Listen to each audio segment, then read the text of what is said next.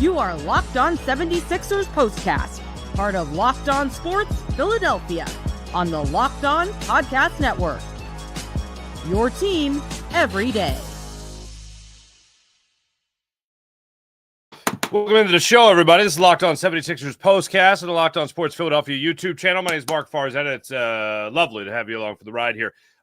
So my son took a big dump, I don't know, about an hour ago. Yeah, maybe less than that. A little after halftime, I guess it was. First break of the halftime. You know, I noticed tonight. He's 3, by the way, for context. And let me just say, taking care of that, the best part of the last 3 hours of my life. I'll just say that. That was the best part. I don't know, I think I stubbed my toe somewhere in there. And, yeah, the Sixers were a distant third. Let's see, changing my son's diaper, the stub of my toe, and actually watching the 76ers attempt to play basketball. That's how that would go. And the third thing there is the distant third. That was terrible. And you deserve better than this, Philadelphia. And that's the thing that gets me. And I know I've explained it to you guys before, but because as a city and as a fan base, we stuck it out through the process, only to see the chips get cashed in to what they are now, is infuriating, actually. And I really do try to not let it actually bother me. But I care about the people that really care about this. I care about the fans before I care about any team. And I know there are people in this world that really care about what the 76ers are doing. And I know a lot of you guys are that, and are the people that care. And it really does infuriate me when I think of how the 76ers have taken full advantage of this fan base. This loyal, diehard fan base that, I will say this, as diehard as you are, you won't take any crap. And that's why I applaud the people booing, because that's the only chance you're really going to get to voice your frustrations. I applaud the people that are doing Eagles chants, and normally I hate Eagles chants at non-Eagles games in Philadelphia. But this, I don't blame you. You do what you got to do, Philadelphia. You deserve every opportunity to vent your frustrations, to voice your frustrations when it comes to this 76ers franchise and this 76ers organization. And right now, we're at a time where they are still pondering what to do with Joel Embiid. Did a couple hours before tip-off tonight. And you know what? I actually have to give them credit that the Sixers actually announced a couple hours before tip-off. By the way, no Joel Embiid tonight. They didn't milk it to say, oh, game time decision, so that you get down there and buy some beers and all that. But they announced it beforehand. Hey, not going to be playing. That I think most people knew he wasn't playing. But what are we even doing? Hinting, even suggesting that he's going to be playing against the Knicks? Shut it down now. I think that's been my theme of the last 2 shows. Shut it down now. By the way, once again, welcome into Locked On Sports Philadelphia. This is Locked On 76ers Postcast on our Locked On Sports Philadelphia YouTube channel. My name is Mark Farzetta. Your favorite podcast, by the way, now has a newsletter, an interesting Locked On 76ers daily newsletter. One stop for ultimate team and league coverage delivered right to your inbox. Sign up for free at LockedOnDaily.com. That's LockedOnDaily.com. Start your day with the all-new free Locked On 76ers daily newsletter. This particular episode, by the way, brought to you by FanDuel. Right now, new customers on FanDuel can get $150 in bonus bets with your first $5 bet. Hit your first $5 bet, win your first $5 bet. You got $150 in bonus bets with FanDuel. 3 big things. Number 1 is the Joel Embiid thing. What are we doing? It's obvious. Shut him down. All right, that's all I'm going to say as far as that goes. We all know the story. We've talked about it ad nauseum. Number 2, is anyone denying? Is anybody denying for a second that this team is in full-blown tank mode? Here you go, in case you don't know. All right, the Sixers, if they fall to within the worst to 6th worst team in the NBA, then they get to keep their pick. They get to keep their lottery pick.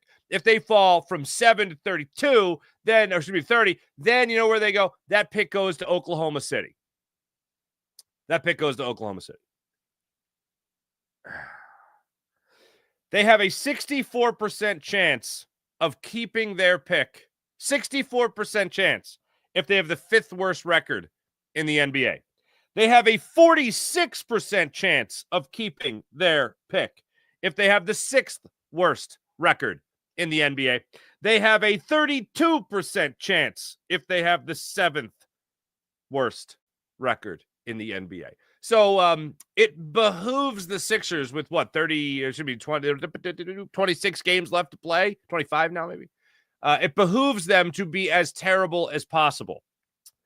Number 3, in an effort to be as terrible as possible, they blew, and I know during the broadcast, Ala Abdelnaby made a big point of this, and I was going back to it in my head mentally, but they blew a 2-on-1 where they got nothing in the first quarter, I believe it was.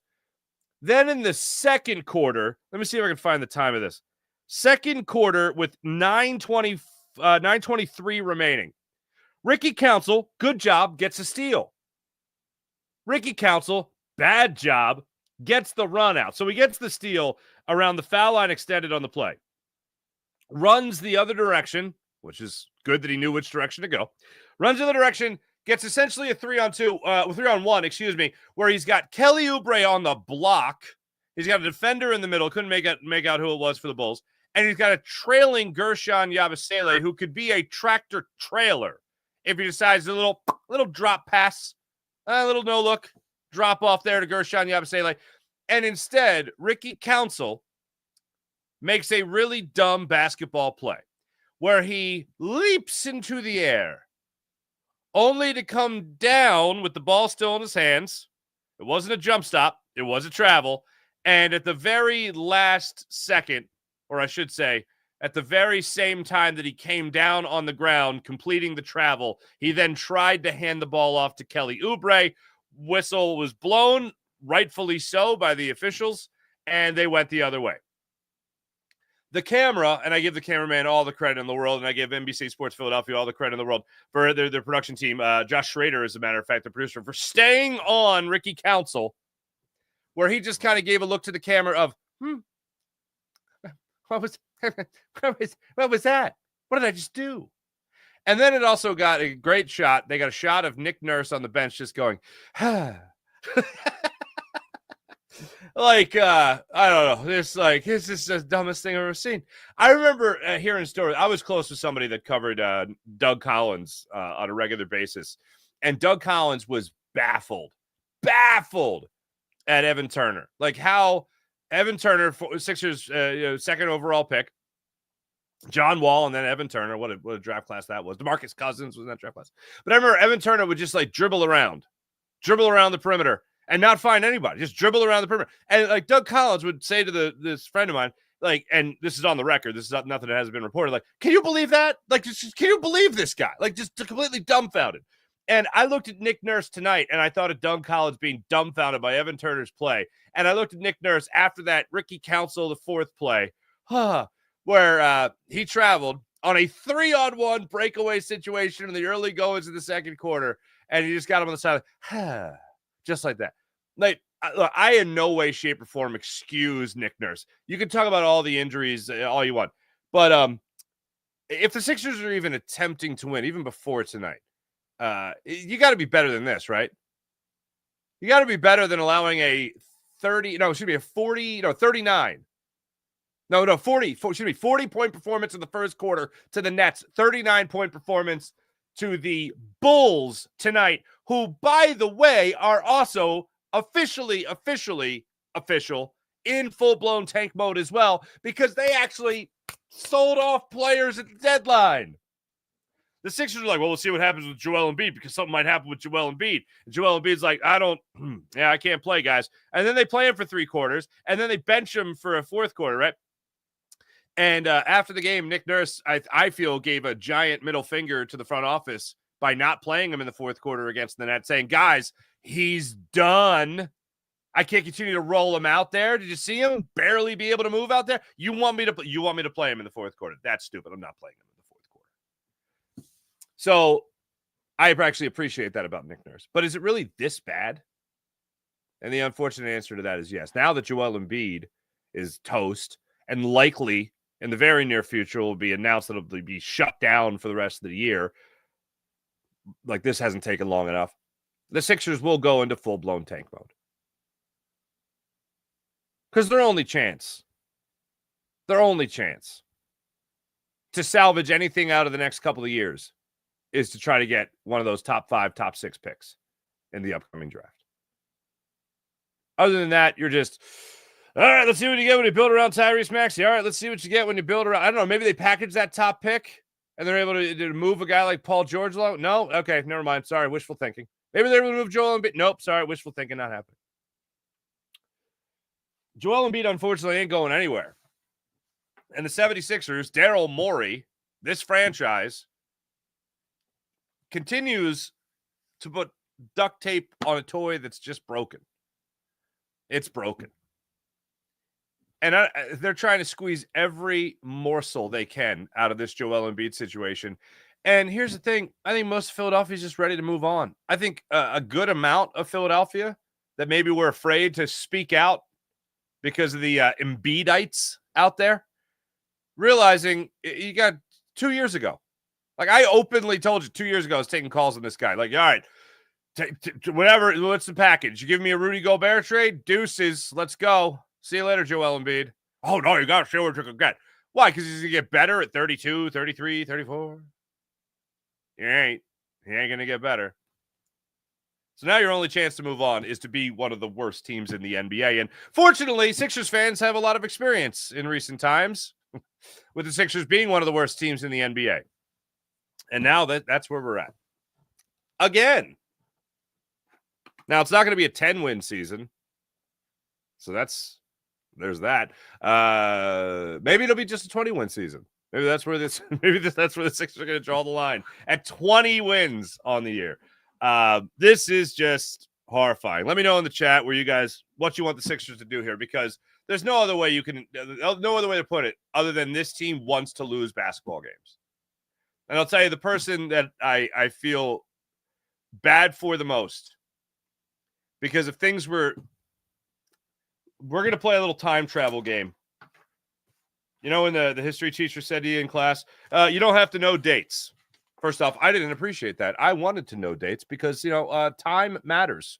Chronology matters. Thank you. But we'll play a little time machine game when we come back. And what could have been. Talk about that when we return on Locked On Sports Philadelphia, Locked On 76ers Postcast on the Locked On Sports Philadelphia YouTube channel. I really hope at least you guys are having some fun with DoorDash. NBA fans, get ready. They swoosh, you save. Thanks to Dash Pass, every time a player drops 50 or more points in the game, you could score a huge deal the next day. It's simple. When any player scores 50 or more in a game during the 2024-2025 season, that's the NBA regular season, Dash Pass members get 50% off an order. That's up to $10 off the next day from noon to midnight. Here are a few ways you could take advantage of this deal. Game day feast. After an epic 50-point performance, celebrate by ordering wings, pizza, or burgers from your favorite spot, delivered right to your door from the great people at DoorDash with this great, incredible Dash Pass. Late night cravings, whether you're staying up watching highlights or lowlights if you're a Sixers fan, or just need a midnight snack. Use Use Dash Pass to grab something delicious while you save big. Fueling your watch party, maybe planning to catch the next game. Order your go-to snacks and meals at a discount and get ready for more high-scoring action. Sign up for Dash Pass and be ready to save when any player scores 50 or more in a game. Dash Pass members get 50% off an order the next day and up to $10 off. Just use promo code NBA50, that's NBA50, from noon to midnight after a 50-point game on eligible orders of participating merchants. Must have an active Dash Pass account. Terms apply. Visit DoorDash to learn more. That's DoorDash. I found myself allowing my mind to drift a little bit while the game was going on tonight, and that's easy for me because I have what I like to call Family Guy brain. It's all over the place. Watching this game tonight, I was thinking about Tyrese Maxey. And if you were to step into a time machine and just kind of shake things up for a second here, and somehow Tyrese Maxey is drafted where Joel Embiid was drafted, and he wasn't hurt, he wasn't injured, he plays. And even if he was hurt or even if he was injured and he sits out the first 2 years, let's just put it right in the Joel Embiid timeline. That dude wants to be a killer. Like, that dude wants to win. There is nothing bigger in that man's world, that young man's world, bigger than basketball. He loves his family. He loves his mom. He loves his sister. He loves his sister's kids. He loves his family. He loves his family. Nothing is bigger, though, than winning. And you have seen the hard work and dedication of that guy. If that guy would have been the crown jewel of the process, as Brett Brown would call it, the crown jewel. If he was the crown jewel of the process, and then Ben Simmons followed, and then Joel Embiid followed, there's no way that attitude of either of those players, let's stay with Joel Embiid, would be permitted at the level that is permitted now. There is no way. That losing would just be so well accepted, and there's no way the attitude of this 76ers team as it is right, and as it has been, would have been allowed to go on as long as it has. There's no way Joel Embiid plays for Team USA on a bum knee, trying to squeeze the last drips of his talent out just to win a gold medal instead of an NBA title for a city that has supported him throughout his career. There's no way. Things would have been so different. But because of the way everything fell into place, unfortunately, we didn't have a guy that had a winning attitude, a winning mindset, a winning mentality, a play no matter what. Like, playing with his fingers taped together tonight. Like, there's no way things would have progressed to the point that they're at now if you just had that time machine. And maybe the time machine, look, I think some people would even go back and say, Hinkey's never here. You never go through the process. You never even trade for Andrew Bynum. Hey, why you got a time machine? Maybe why you got a time machine, you keep Charles Barkley around too, right? But just staying with this process, it is god-awful.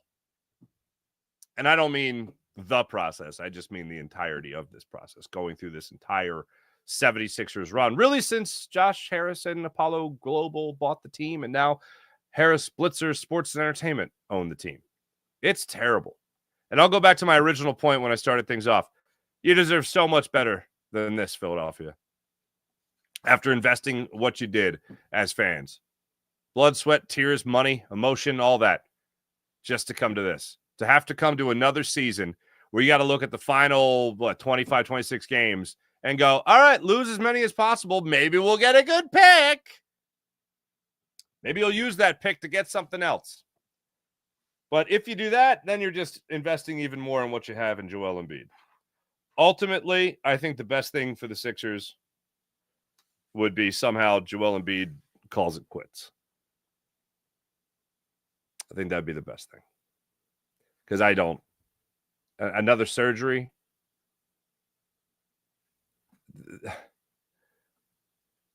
I made the comparison the other night with watching the Phillies. And the Phillies game, unfortunately, got canceled this afternoon due to rain, so you didn't get to watch spring training.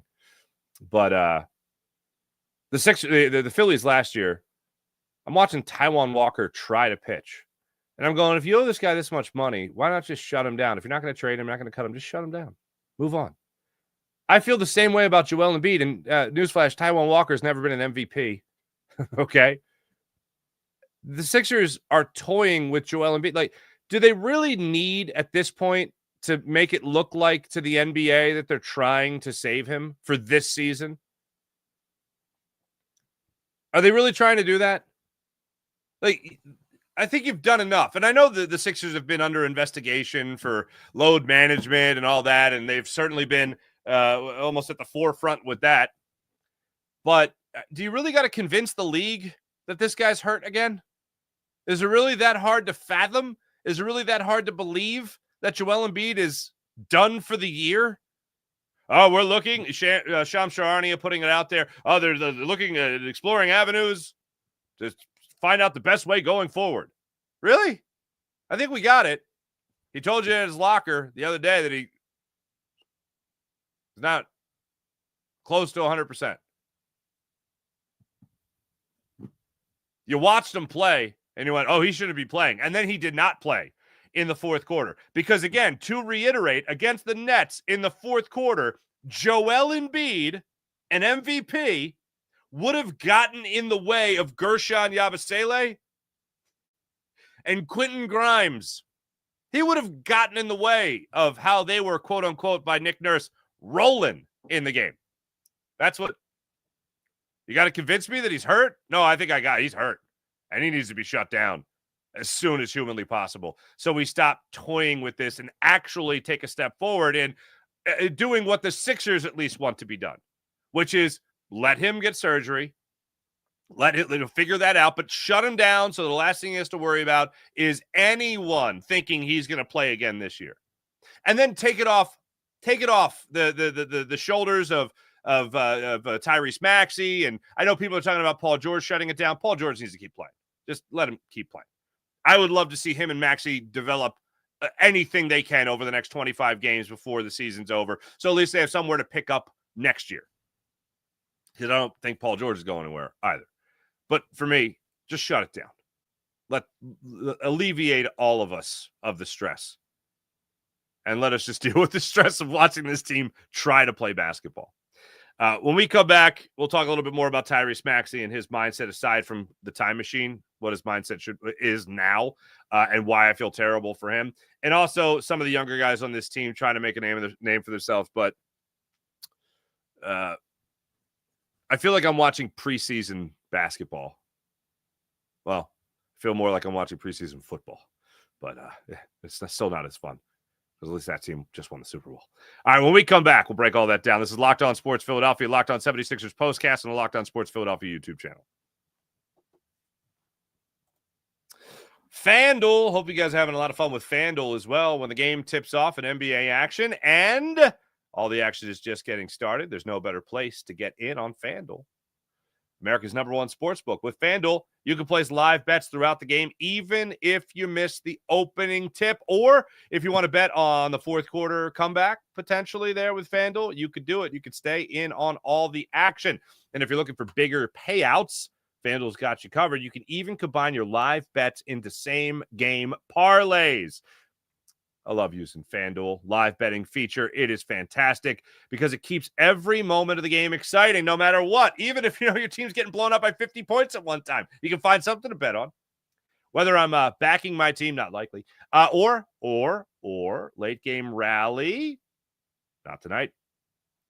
Picking a player to hit a clutch three, whatever it might be on FanDuel, you can take advantage of it all. Right now, new customers with FanDuel can get $150 in bonus bets if your first $5 bet wins. Just visit FanDuel.com to join today. That's FanDuel.com.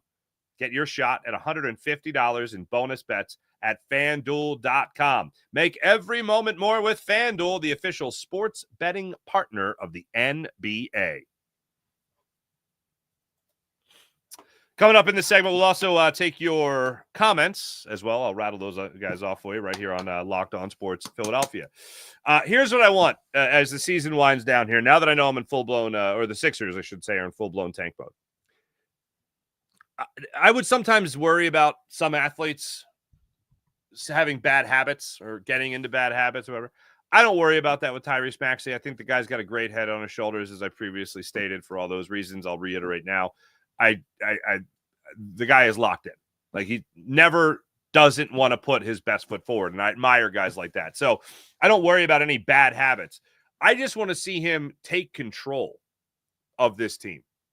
And I know he can't do it as one guy. He's not at that level yet. But I would also like to see the Sixers not make it such a huge uphill battle for him. But if the organization is tanking, if the organization is going to give more minutes to Ricky Council IV, and I understand there's not a lot of guys that you have right now that are available to come off the bench that are exactly of high caliber. But if you're going to have guys like that and you're going to continue to go into this, you're going to continue to be in this tank mode that the Sixers are in now, I'm hoping Maxey doesn't overexert himself. I'm just hoping he continues to get better. And one thing it'll do for sure, even with Paul George being out there, it'll allow him to feel like he owns a team. as a leader should own a team. It'll allow him to feel like he can lead this team. Even if it's to unfortunate loss after loss, let every one of those sink in. Let every one of those sting. Savor that flavor because you're not going to have it for a long time. Tyrese Maxey is bound for far better things than a 20 to 25 win 76ers season. And whoever joins him next year, whether it's a pick or it's a trade, whatever, that guy, whoever's coming in here, is going to know they're going to be playing with Tyrese Maxey, a guy who wants to win. I don't think the Sixers will do anything to shut him down or anything like that. And God forbid anything pops up that they'll need to do that. But I'm sure it can get to a player that wants to win as bad as Tyrese Maxey wants to win. The good news for him, not that there's any real silver lining here or any optimistic viewpoint from this, but the one thing I will look at is how he continues to try to lead this team down a stretch when it looks like a franchise is wholeheartedly trying to tank. And that's an unfortunate thing. Watching a guy like Tyrese Maxey while Ricky Council travels on a 3-on-1. Watching Kelly Oubre and I think it was Paul George play patty cake on a 2-on-1 breakaway. Try to keep your head on your shoulders. That's what we got to look for. Let's see what you guys have to say about this unfortunate blowout loss at the hands of the Bulls, who traded away everybody. Did not have Nick Vucevic playing in this game. Or did he go Vucevic? I think when he went to Chicago, he went Vucevic. But anyway, yeah, good times. Brandon Kelly, I agree wholeheartedly. Let's go Phillies. Brad, what's going on? Let's start talking about the draft at this point. Aside from Cooper Flagg, who else is the best fit for the team / ace? I got to really see where the Sixers are at, especially if they're going to be taking 6th. Their best. Like, here's the thing. The Sixers might end up trading the pick. That's the unfortunate thing. That's the thing there's the rub, in other words. Derek Queen, thank you, Greeny. BC, 2019, 2021 were the best chances.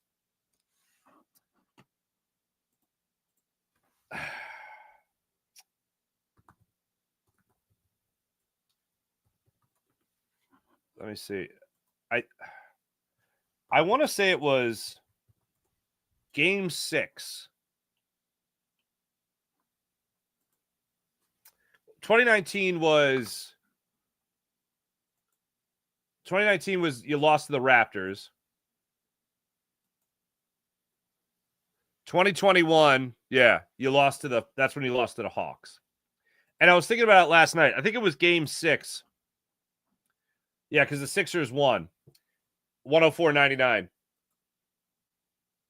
Coming out of halftime, Ben Simmons actually looked like he really wanted to get involved in the offense. I remember at the first half, he just looked completely out of it. And he got the ball at the elbow, and Joel Embiid cut from the top of the key down the lane, and Ben Simmons just threw a perfect no-look lob oop to Joel Embiid. And that was on June 18th, 2021. That's the last moment I felt great about the Sixers. Truth be told. That's the last moment I could say I feel great about the Sixers. That's the last moment. That sucks. Brad P., who's holding out on shutting him down? Ownership or Embiid himself? I would assume ownership. I don't think Embiid. Like, I think Embiid knows before anybody else. Yeah, it's like Embiid said at his locker after the Celtics loss, I can't be me, essentially. Shut it down. Elliot, what's going on? Elliot, I saw your message the other day. You were actually at the game. That's pretty terrible. I'm sorry to hear that. Hope whoever you're with, you guys had fun. I still believe we can get the number 1 pick. All right, capture the flag, baby. Yes, please. Let's try it. Thanks, everybody in the chat. 76ers, by the way, are back at it, where they'll continue full-blown tank mode against the New York Knicks. That'll be fun. That game going on Wednesday night at New York, 7 o'clock tip-off, in front of a nationally televised audience. So it only gets more fun. Thanks for watching. Thanks for listening. Make sure you guys hit like and subscribe on Locked On Sports Philadelphia. That's Locked On Sports Philadelphia. I got you covered here for your 76ers postcast after each and every Sixers game. And I got you covered upcoming Phillies season. Look forward to talking some baseball with you guys throughout the summer.